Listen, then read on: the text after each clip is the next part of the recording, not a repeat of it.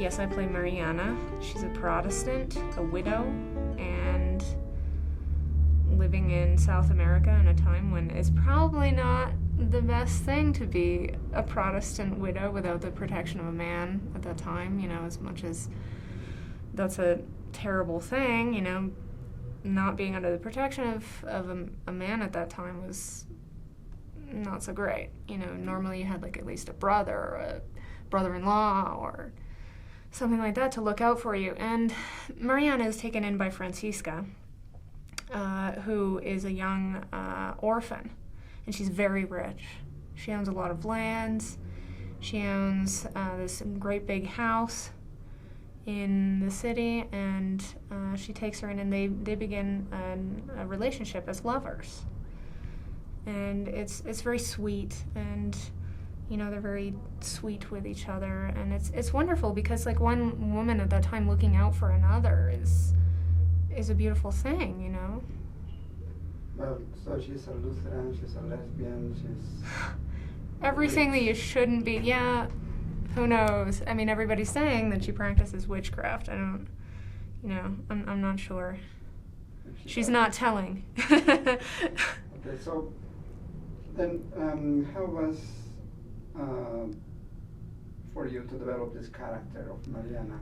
I did some research on how it was for women here, and like read about some women and read about Mariana de Castro in the archives of the Peruvian Inquisition, because they're all available and transcribed.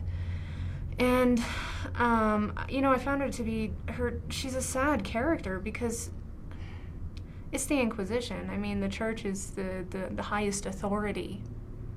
Is during the times when the Inquisition was, the church was oftentimes a higher authority than the government or anyone else. And so she's a character who's lost in this world. Mm-hmm. She's in the wrong place at the wrong time. She's the wrong person, essentially. And it was really sad for me to play that character. And there are a lot of times where, you know, sad things happen. She watches her lover being tortured in front of her. She realizes that this is, you know, she's not a dummy, you know. She realizes that the church wants something from her lover Francisca, and all of these sad moments really got to me. At the end of the day, I had a hard time shaking it off. You know, it was like, what do? You know, it's kind of like the feeling that someone has died, or, you know, you've actually witnessed something like that. Because I'm a method actor, I become the character. I feel her pain. And it's hard to shake that off, just like it's hard to shake off the death of a loved one, or seeing some kind of like a car accident one day or something like that. It's, how do you deal with that?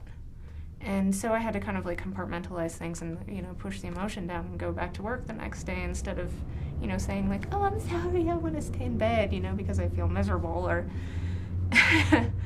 you know.